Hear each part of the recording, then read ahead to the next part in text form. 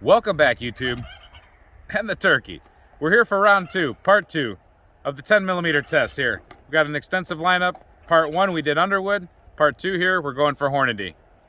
We kind of have a repeat of the Underwood when it comes to the XTP with a 180 grain, except for this is traveling just a little bit slower. This is going 1275 instead of 1300. Hornady Critical Duty, which we've already tested once, but it's a good comparison. That's 175 grain flex lock, supposedly traveling at 1150. And the 10mm 155 grain Hornady Custom going at 1410 feet per second. Let's see how these three do real quick. We're going to be using the Springfield XDM Elite 3.8 inch 10mm.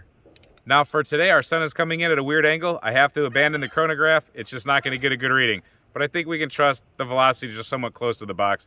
Hornady Critical Duty, we're about 10 feet off the gel.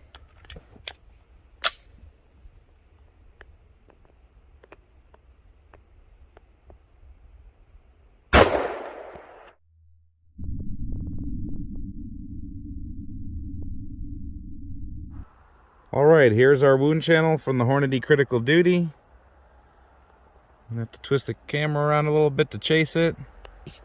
And there it landed right at about 17.5, 18 inches at the max. It does look like it opened up like it likes to do.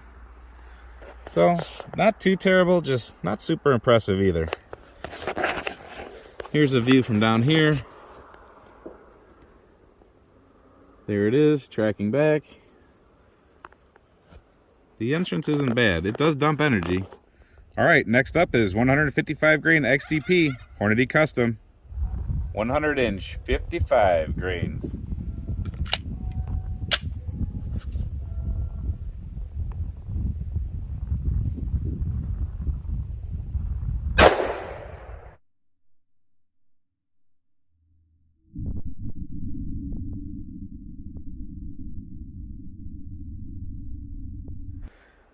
So let's see how the 155 grain did.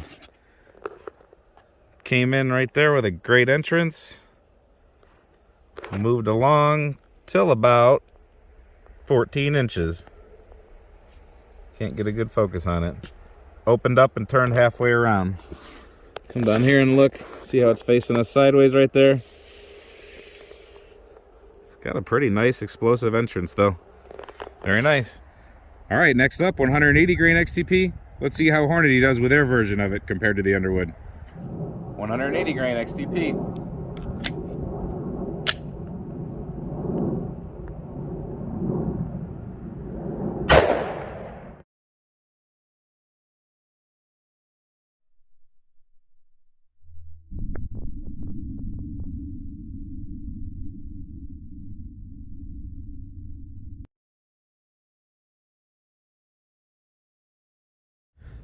So I have no excuse with my grip today, sorry about that.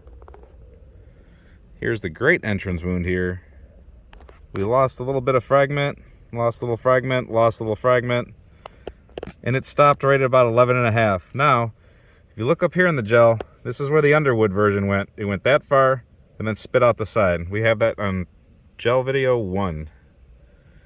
So that's the difference. We went from about 11.5 with a Hornady, and then the Underwood probably made it to about 16, 16.5. So, interesting results. Hope you like part two.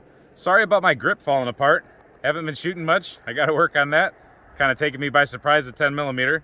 But let me know what you think in the comments. Hopefully you come back for round 3, and hopefully you already watched round 1. But on to round 3 now. Thanks for watching.